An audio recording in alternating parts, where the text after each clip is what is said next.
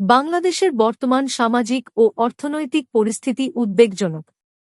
চুরি, ডাকাতি, রাহাজানি, ছিনতাই এবং দুর্নীতি বেড়ে যাওয়ায় সমাজ ও সাধারণ মানুষের জীবন বিপর্যস্ত।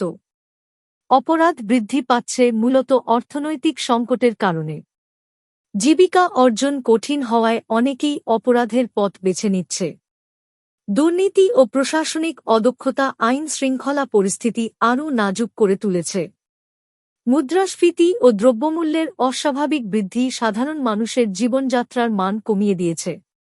খাবার, স্বাস্থ্যসেবা, বাসস্থান ও শিক্ষার খরচ বেড়ে নিম্ন আয়ের মানুষের দুর্ভোগ চরমে পৌঁছেছে।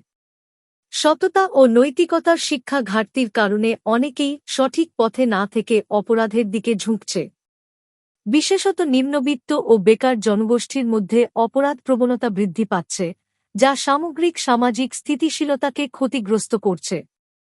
জনসংখ্যার চাপ এবং ঢাকা শহরের জনঘনত্ব আরও সমস্যা বাড়াচ্ছে। অবকাঠামোর অভাব, কাজের সংকট ও অপরাধের প্রবণতা উদ্বেগজনক পরিস্থিতি সৃষ্টি করছে। এসব সমস্যার সমাধান অতি জরুরি।